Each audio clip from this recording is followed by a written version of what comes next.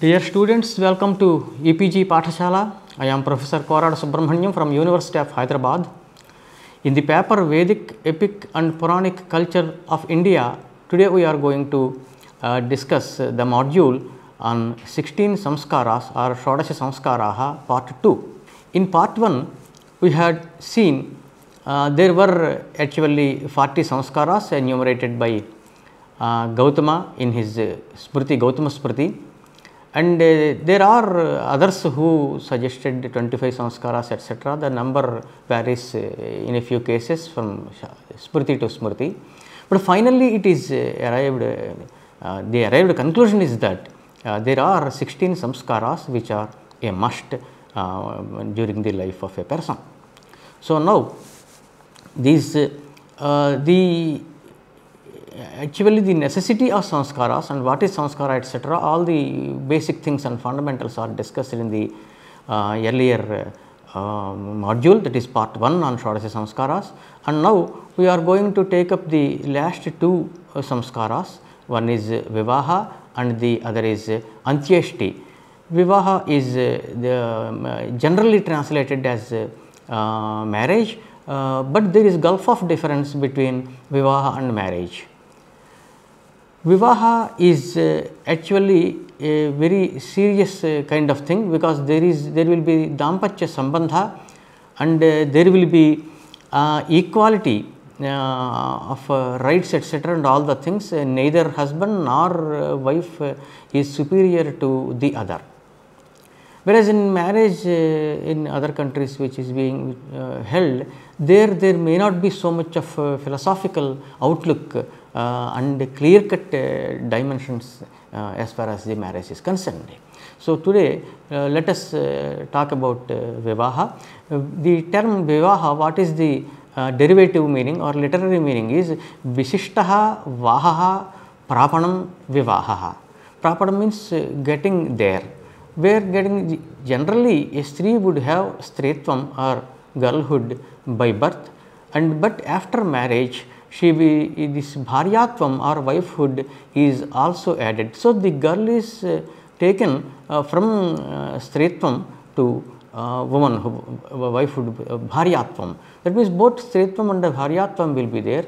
The additional qualification would qualify her to do many things together with husband. So, why marriage? Actually, why should one get married? The question is answered in Taittiriya Samhita that a Brahmana is born with three kinds of debts: debts of sages, debts of forefathers, and the Devas. So, Devaranam, Rishiranam, Pitruanam, three kinds of ranas will be there, and unless and until one clears all the three kinds of debts, one cannot go for samnyasa. So, here is the quotation from Taittiriya Samhita, 6th Prashna, that is Jayamano vai Brahmanaha tribhi ranavan jayate brahmacharyena rishibhyah yajnena devebhyah prajaya pitrubhyah eshava anunaha yah putri ejva brahmachari vasi. So, he has to clear the debts through brahmacharya. Keep it lay. By brahmacharya, the debt of rishis or sages has to be paid back. Similarly, Devaranam, the debt of gods has to be paid back by performing yajna. Similarly, the debt of forefathers has to be paid back by getting married and producing children. So, then he is called debtless, Anuranaha, and he will be eligible for samnyasa etc. Then, what about this age gap of wife and husband? The bride and bridegroom, how much age gap they should have? Kama Sutra recommends that an age gap of 3 years between the bride and groom is okay. In other shastras and in tradition, 3 years or 5 years or 8 years gap between bride and groom is recommended. Then actually, why age is so important and why people take it for granted that the girl, the bride should be younger to the bridegroom. What is the logic behind it? If not, what will happen? So, that is clearly discussed. Most of the people do not know these things, but it is clearly discussed in Ayurveda. So, just like raw pepper causes phlegm, kapha, and dry pepper kills the phlegm. That means the same thing, the same stuff at a particular age and stage would have an effect, and at a different age and stage would have a completely different kinds of, rather sometimes opposite, as in the case of pepper, effect it will have. So, Ayurveda clearly says bala prana prada pravokta yuvati pranadharini praudha karoti vruddhatvam vruddha maranamadishet. This is what is stated. Bala, if a girl is too younger to the groom, then she will add the longevity. That will she will encourage, or she will actually help in getting more and more longevity. Prayavati pranadharini, if she is a young girl, that means not too much of gap, age difference is there between the bride and groom, then she will be helpful in maintaining the longevity that is already there.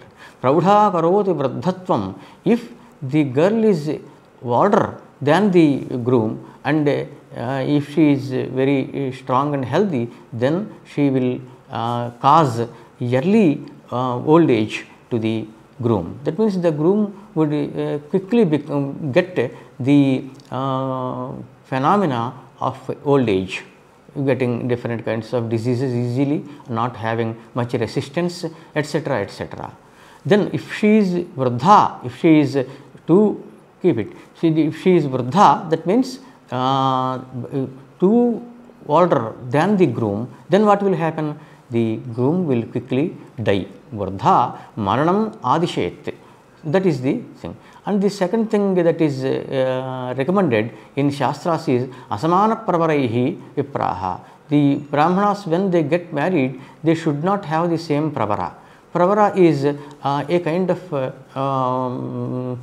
Rishi descendancy that is clearly stated by Chatusagara Paryantam Go Brahmanebhya Shubham Bhavatu Vasishtha etc. etc. Pravaranvitaha Kaundinya Sagotraha, like that. So, Pravara and Gotra are very important as far as the marriage is concerned. The marriage should be between bride and groom of different Pravaras and different Gotras.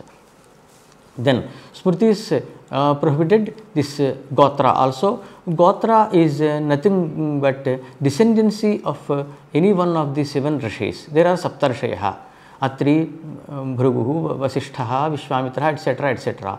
All the people are considered to be descendants of any one of these rishis, and that rishis Gotram would continue.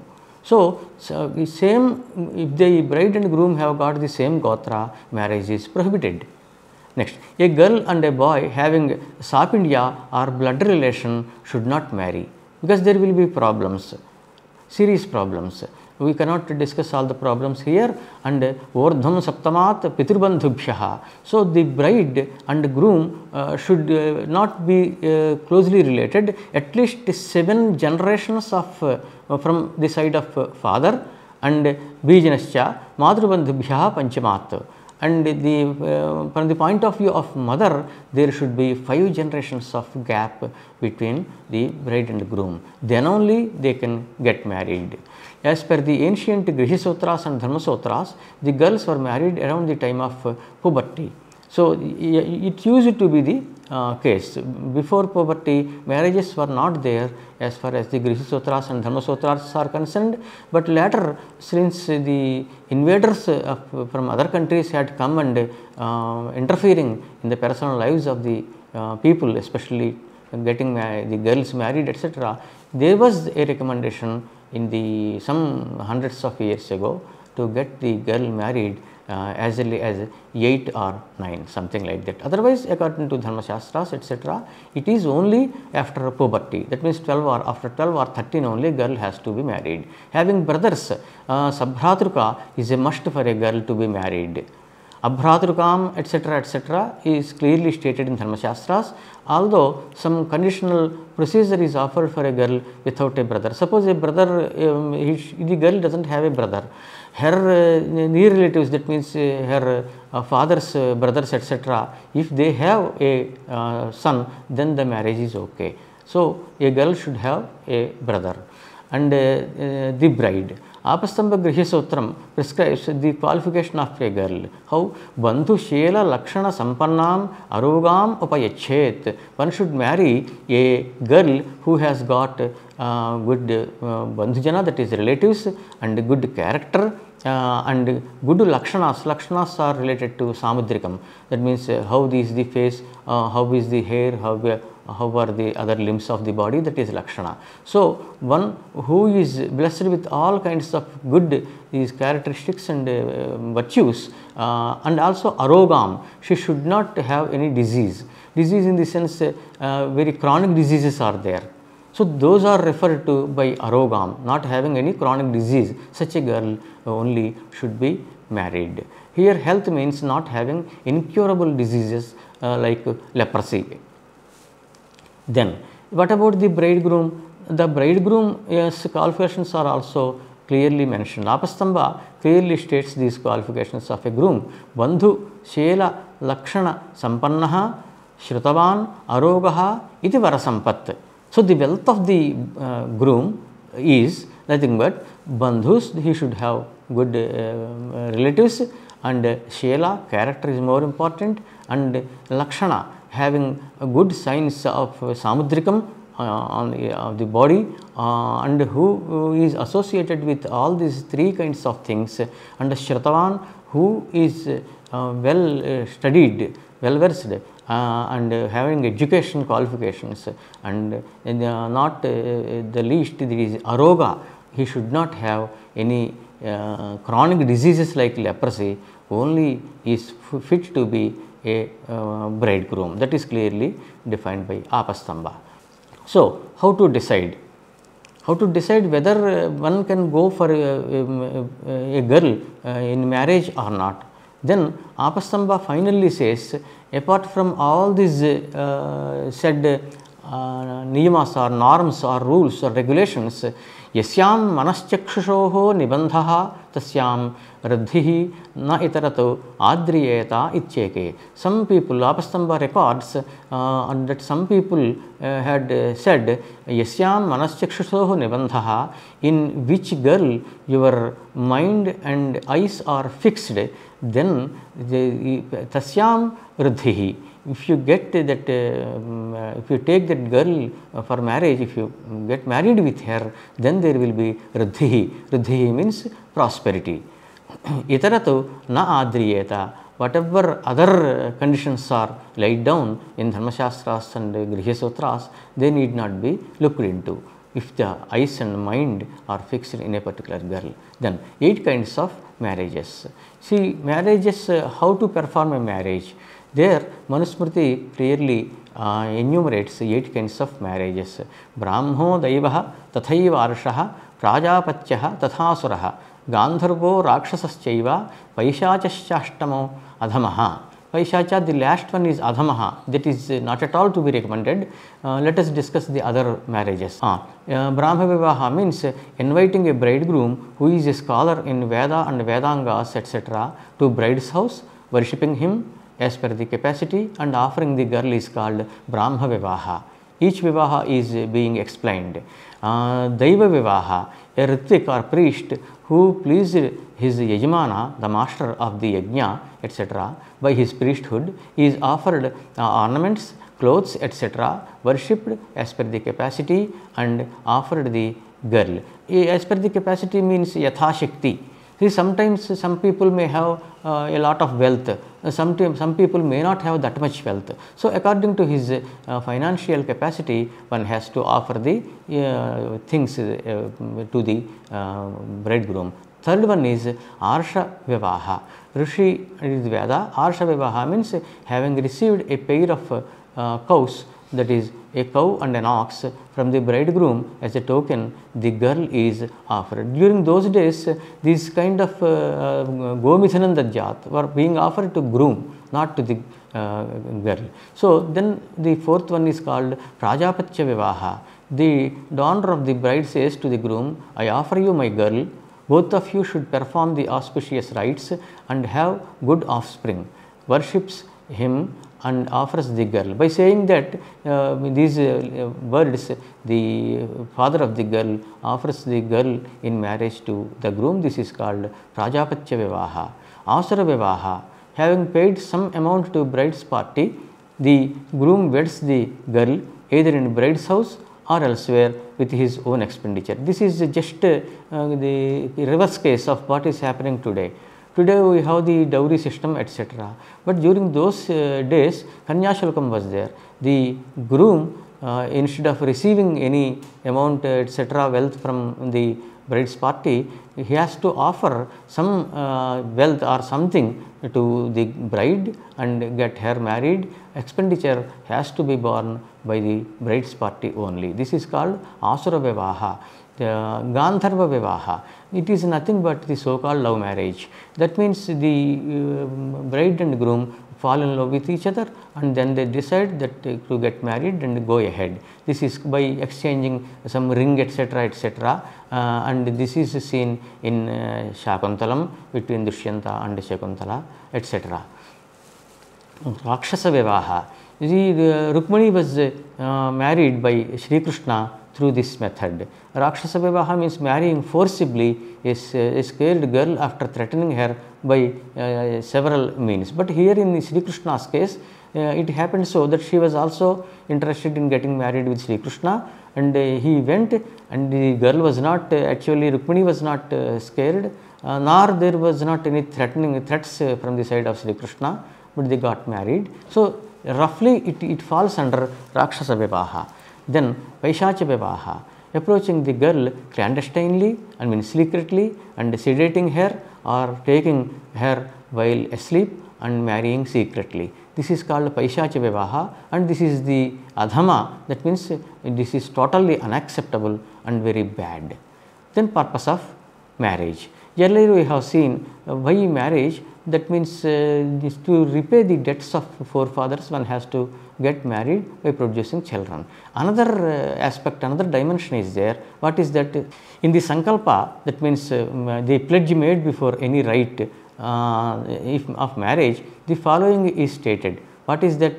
Dharma praja sampatyartham striyam udvahe. We are going to get married this girl for the simple purpose, that is dharma praja sampatti. The offspring or the children that are going to be born will be followers of dharma and strictly. So, in the society there will be peace and tranquility, and for such kind of many children, sampatti means wealth, wealth of children who are associated with dharma, who are followers of dharma. I wed this girl for dharma, offspring and artha, money also matters and day to day life. So, for this thing I am going to get her married. Then further it is asserted in scriptures, ya dharmartha saivaratyartha, ya ratyartha sa dharmartha na bhavati. This is a very serious aspect, because one girl is married and the same girl is to be useful in both following the dharma as well as sexual life. And whoever is taken for Ratyartha cannot be there for Dharmartha. That means whoever is married, accepted, the girl who is accepted for sexual pleasure cannot be taken or cannot be useful in attaining Dharma. So, first it is Dharma. Dharma is the base of the Indian culture. We have been discussing these things through modules, and when there are four Purusharthas like Dharma, Artha, Kama and Moksha, the Artha, the wealth or the ways of wealth that is associated with Dharma only is acceptable. Similarly, Kama, the married life that is associated with Dharma only is acceptable. So, this is actually what is meant by ya Dharmartha, whichever girl is for Dharma, Saiva Ratyartha, she only is to be accepted for sexual life also. Ya Ratyartha, the girl who is accepted for sexual pleasures, sa dharmartha nabhavati, she should not be, I mean, accepted for dharma, cannot be accepted. This is Dharma Shastram. So, and the bride, auspicious time for marriage. So, when to hold the marriage, when it is to be performed. Apastamba rules that all the auspicious stars mentioned in Jyotisham astrology have to be taken for marriage. There are some Punya Nakshatrani, some nakshatras. Specifically in Jyotish Shastram, what happens for different kinds of karmas, different nakshatras are recommended. So, Sarvani Punyoktani Nakshatrani, Apastamba Grihasutram says, whichever stars are, I mean, enumerated as Shubha Nakshatra or Punya Nakshatra, those nakshatras are acceptable for marriage also. That means during the period of that nakshatra, it varies, the time varies from 56 to 66 Gatikas, or roughly around 24 hours. A nakshatra's tenure will be there, period, span will be there. So, during the span of that particular nakshatra, which is listed as a Punya Nakshatra in Jyotisham, is good for marriage. Then, matching of horoscopes. This is a serious matter. I have to discuss elaborately a bit. In Indian subcontinent, since time immemorial, there has been the habit of checking the compatibility of horoscopes of bride and groom. What is this? For the horoscope is nothing but a chart that tells you the Purvajanma karma, both Punyam and Papam. If it is Punyam, then there will be Shubhagrahas, and grahas which are in exalted position are called Ucha Sthiti.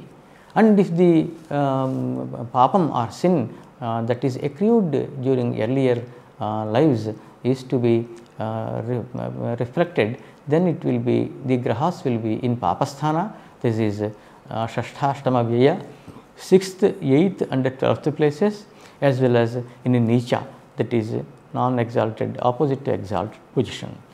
So, now what one has to do is, first of all, it is Grahamaitri. Grahamaitri is, there are in Jyotisham, in Jataka Chakram, rather in an horoscope, there will be two things. One is noted as Lagna. Lagna means where Ravi was there at the time of birth. And then Chandra Rashi will be there, where Chandra is there. This is called generally Rashi in a Rudhi, popular meaning. So, the lord of the Rashi, that is Chandra Rashi, should have actually friendship, I mean mitratvam with the lord of the Rashi of the bride also. So, the lords of Rashis of bride and groom, in one word, should not have hostility. They should be friendly with each other.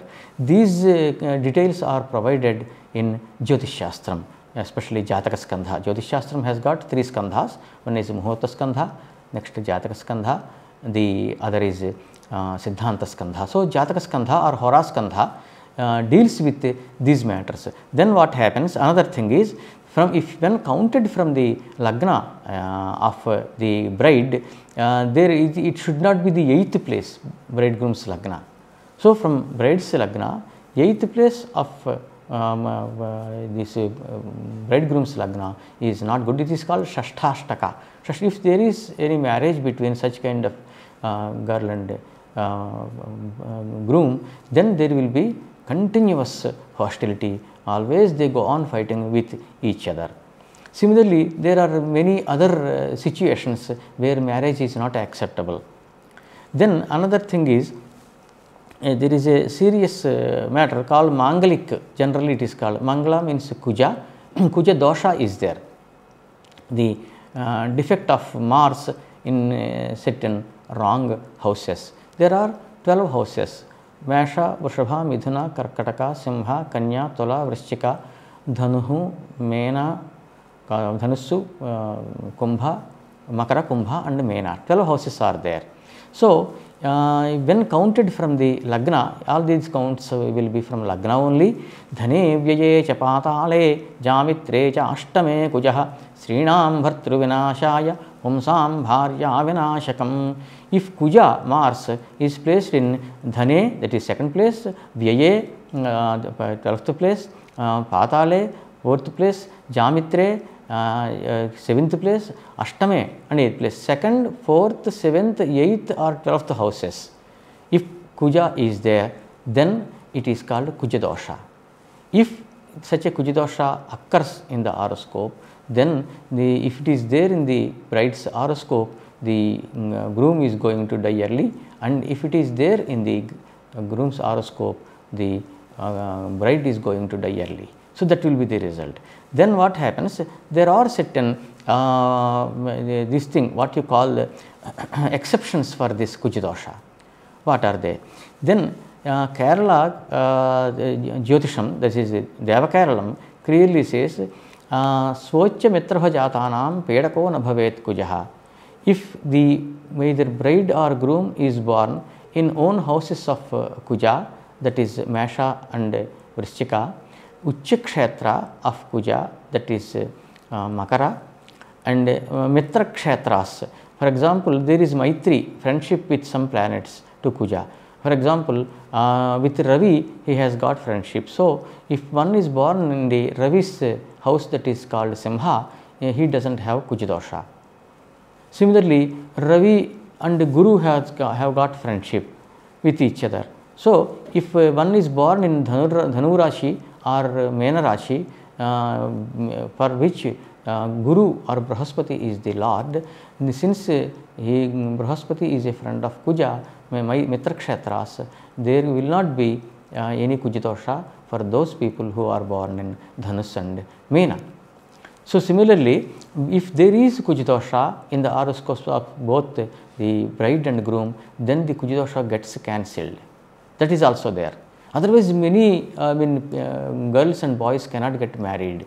So, these are the very important issues, because how the married life, the conjugal relations of both the bride and groom is going to be in the future can be predicted depending upon the horoscope and the planetary lineup and comparative study, that is called yogyata or compatibility between the horoscopes of bride and groom. Then major events of marriage, let us discuss what are they. Since marriage, unlike other samskaras, has a lengthy process, there will be many events. So, some major events are being explained, that is Madhuparka. If anybody goes to any marriage, especially in Andhra, Madhuparka means a kind of sari and dhoti, that the dress that is called the clothes, such kind of clothes, specific type of clothes are called Madhuparka. But the original meaning is Madhu means sweet, Parka is to satisfy or to please. So, literally it means pouring honey. Strictly speaking, while receiving the bridegroom at the bride's house, honey etc. is offered just to honor the groom's party. Nowadays also the juice of good that is being offered to bridegroom on the arrival at bride's house, or the anything hostel or something, any guest house or something that is offered for staying during the marriage to the bridegroom's party. And Paraspara Vekshanam. See, during the Muhurta is 48 minutes. Whether it is Durmuhurta or Sumuhurta, its span will be 48 minutes. During the Muhurta, what should be done is the question. Paraspara Vekshanam, looking at each other, the bride and groom should look at each other. So, that is Paraspara means mutually, Vekshanam means looking, that is the derivative meaning. And that has to be carried out during the Muhurta. And then another very important aspect, especially from Indian traditional point, is Kanyadanam. Kanyadanam is gift of bride. Bride is offered to the groom. Then the priest tells the groom, you have to make a pledge that you are not going to neglect her the bride in terms of dharma, artha and kama. So, priest asks him, dharme cha arthe cha kame cha tvaya esha nati charitavya. She should not be neglected by you in terms of dharma, performing rites, and artha, the matters related to finance and wealth, and then kama, the sexual life. In all these three aspects, you should not ignore your wife's opinion. You have to respect her opinion. So, that is what is said. Hereafter, the bride is called Patni, Bharya or Sahadharmacharani, while the bridegroom is called Pati, Bharta, etc. Together, they are called Dampati. So, Dampati, Jampati, Jayapati, these words are exclusively used only in Indian tradition. What does it mean? Both of you have got right or responsibility together, but not separately. In order to express such kind of meaning, the terms Dampati, Jampati, Jayapati are used. And after marriage, the groom becomes Pati, and Pati, Pati iti Patihi, the derivative meaning if you want, who protects this. In another module, we have discussed that the Pati has to protect her, like that. So, Jaimini in Pauromimamsa clearly states that the bride and groom, whether wife and husband, Pati and Patni hereafter, because marriage has taken place, then we are discussing Pati and Patni have got the similar and equal responsibility and authority over all those things. Svavatostu vachanatu aikakramyam syat. In the case of a wife and husband with wealth, due to the Vedic sentence dharme cha arthe cha kame cha nati charitavya, both are entitled to combinedly perform the same rite. So, aikakramyam, ekakarmanaha bhavaha aikakarmyam. So, that should be taken into consideration. So, separately they cannot do. And another thing is, whichever karma is performed, if it is a punya karma, wife will partake of the punya of husband, whereas if it is a papa karma, the wife or Patni does not partake of the papa. This is popularly referred to as Dampatyoho Sahadhikarat. Since wife and husband have to do things together. Then Panigrahanam and Pradhana Homam. Panigrahanam is nothing but holding by hand of Patni by Pati. And Pradhana Homa is a principal fire of all oblations. After holding Patni's hand, Pati combinedly performs this Homa. Laja Homa. Lajas means grains that are put in fire for 3 times. Combinedly they put while mantras are being recited. So, Agni Parinayanam. Parinayanam is, Agni is nothing but fire. Parinayanam is nothing but going around. That is nothing but making pradakshina around the fire. Then Ashmarohana is there. Ashma means a stone. The Patni is made to tread on a millstone. That is called Ashmarohana. Then Saptapadi is there. This is a very important aspect. Saptapadi means by talking 7 words or walking along with for 7 feet, both the people will become friends. Saptam Sakhyam Saptapadinam. That is the thing. So, here in marriage also, the wife and husband, Pati and Patni are made to walk for 7 feet, but while walking 7 mantras are pronounced. This is a very important aspect of marriage. After completing the 7 steps together with Pati and Patni, would lose the father's gotram and needless to say would attain the gotram of her Pati. Earlier, Svagotrat Bhrashyate Nari Vivahat Saptame Pade. As soon as she puts the 7th step, she is going to lose the father's gotra and she would attain the husband's gotra. That is the significance. Then at every step, the Pati recites a specific mantra. What are the mantras? What are they meaning? Quickly let us have a glance. Ekamishe Vishnustvan Vetu. May Vishnu give you rice for your first step. Urje Vishnustvan Vetu. May Vishnu give you strength for your second step. Trini Vrataya Vishnustvan Vetu. May Vishnu give you the willpower to perform vratas, rites and with specific conditions for your third step. Then 4th step. This is Chatvari Mayo Bhavaya Vishnustvan Vetu. May Vishnu give you comfort for your fourth step. Fifth step, Pancha Pashubhyaha Vishnustvan Vetu. May Vishnu give you cattle for your fifth step. And then sixth one, Shadrudabhyaha Vishnustvan Vetu. May Vishnu give you wealth of seasons for your sixth step. Then seventh step, Sapta Saptabhyo Hotrabhyo Vishnustvan Vetu. May Vishnu give you the mercy of the seven sages for your seventh step. So these are called Saptapadi. After the Patni is on the seventh step, the Pati recites the mantra Sakhi Saptapada Bhava. Apastamba, Sakheti Saptame Pade Japati, that mantra is pronounced. That means you have become a friend of mine. He tells this during the seventh step. The Pati pronounces the mantra starting Sakha Saptapada Bhava after the Patni is on the seventh step. That is the translation. The following portion of mantra is recited by Pati when the Patni is on her seventh step. Sakha Saptapada Bhava, Sakhayu Saptapada Babhuva, Sakhyante Gameyam, Sakhyaste Mayosham, Sakhyanme Mayoshthaha, Samayava Sankalpavahi, Sampriyev Rochishnu Sumanasyamanau.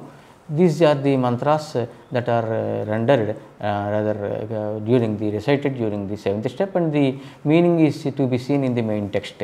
Graha Pravesha, then there will be entering a Gruha. That means this Pati and Patni are entering a house because they have become Dampati. So, after Saptapadi, the Pati takes Patni to his house while reciting the following mantras, which are significant. Holding the hand of Patni, one has to take Murdhanam Patyuraroha Prajayacha Virat Bhava Samragni Shveshure Bhava Samragni Shveshuram Bhava Nanandadi Samragni Bhava. You sit on my head and you become a great emperor or great king by children, etc., etc. And the meanings are to be seen in the main text. So there is Homa, oblation in fire at the time of Graha Pravesha. Dhruva Arundhati Darshanam. Dhruva and Arundhati stars in the sky, they are shown by the Purohita at the end, and Agneya Sthali Paka will be. Sthali means a pot, Paka means cooking rice. So Sthali Paka is nothing but cooking rice combinedly by Pati and Patni. So then Mangala Sutra Dharanam. This is not a Vedic this thing as per the mantras, because Mangalyan Tantunanena Mamajivana Hetuna Kanthe Badhrami Subhage Tamjiva Sharadam Shatam. This shloka is recited.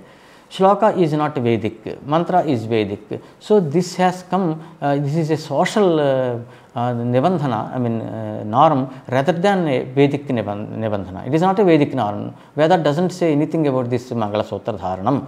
But since the Western people started invading India and taking away these girls, but not touching the married girls, the people of India, Indian people had started this Mangala Sutra Dharanam. So there will be some sacred thread hanging around the neck, and by looking at that, the people will understand that this girl is married. That is the only purpose for this Mangala Sutram. So tying an auspicious string with golden beads, depending on the capacity, financial capacity, may be golden, may be otherwise. The neck, around the neck of Patni by Pati, Mangala Sutram is considered important for a Patni whose husband is alive. This is also another thing. When the husband dies, she has to remove the Mangala Sutram. It is a very significant thing for a married woman. Then Ardhangi. Ardhangi means half of the body. Patni, according to Vedic sentences literature, is considered to be half portion of the body of Pati.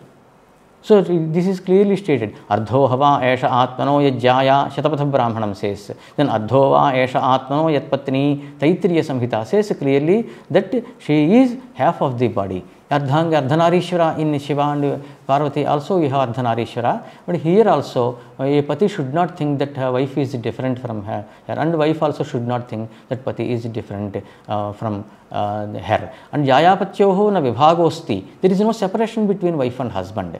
Panigrahanadhi sahatvam karmasu, due to Panigrahanam, Vivaha and marriage, sahatvam karmasu, in every rite both have to participate combinedly together, Tatha punyaphaleshu cha, and they will share the punyaphalam, the result of punya karmas committed by them, but not papa phala. That is what is clearly stated by Apastamba. Then Antyeshti is the last samskara. Antya means that is performed at the end of life, that means during death.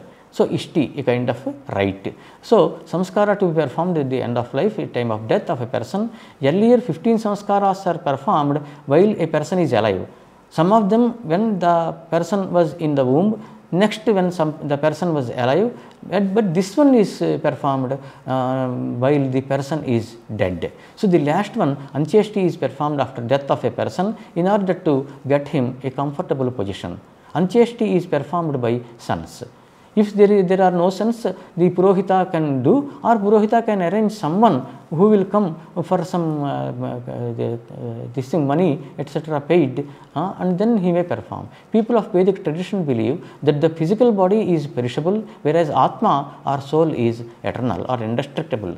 There are Sarga and Naraka that are caused by karma, namely Punyam and Papam. There is a rebirth, and an entity called Ishvara is running the universe. Then after the death of a person, the near relatives would remain in Ashaucham. That means they should sit separately, they should not enter and touch everything in the house. Ashaucham or Maila it is called. There is a lot of procedure to be followed, right from the from burning the dead body to offering Dashadanani, 10 kinds of donations, among which is Godanam, donation of a milky cow with calf. Different procedures of Antyeshti are prescribed for different people. A brahmachari, a Shrotriya who studied Veda, Vedic scholar, and a Yeti, a sannyasi, a virgin who is not married, a married woman, a widow, a widower. For all these people, separately clear procedures of the Antyeshti are prescribed in Dharma Shastras. So, Pitrimedha has to be performed by the son. Then, for the first 12 months, a monthly death ceremony called Masikam is to be performed. Mase Bhavaha, Mase Bhavam Masikam. Then, yearly death ceremony called Abdikam has to, first year it is called Samvatsarikam. After that, for every year, it is called Abdikam. Abda means year.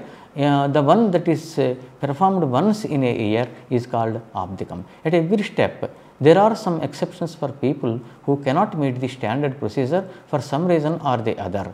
Such are called apadharma, the dharma in a hostile situation. Suppose one cannot perform the death ceremony, what to do? Then he may offer some dakshina to some brahmanas and ask them to eat. Some sankalpa shraddham is also there. So, by and large, we can summarize the module by saying that marriage is a very, very important aspect of life in a person, especially in Indian tradition, and marriage is not a correct translation of Vivaha. Vivaha, since it is pregnant with meaning, loaded with meaning, better be adapted rather than trying for a translation or rendering. So, after marriage, the Pati and Patni cannot be treated separately, they are one and the same. They have to perform the rites together, separately they cannot do. And whatever punya phalam will be there, that also they will share. And on the not only on the money, but on wealth, any kind of thing that is there, both this Pati and Patni would have equal rights. So, that is called Dampatyoho Sahadikarat, like that. So, all the Saptapadi, after Saptapadi, the bride would forego her Gotram of her father and gets the Gotram of her husband. So, Saptapadi is very important, and other homas are also so important. Finally, Antyeshti is also not simply left out like in other cultures. There is a lot of procedure to be followed while performing Antyeshti, because after the death, Atma will be Nitya, and the Atma of the person would travel as per his Punyam and Papam, and there some samskaras as per the individual, that is if he is a sannyasi or a virgin or grahastha or married woman, etc., etc., separate shrutriya, separate procedures for performance of this death ceremony are prescribed in Dharma Shastras. So, for more details, please visit the website of EPG Pathashala. Thank you very much for being with us. Shubham Bhuyat.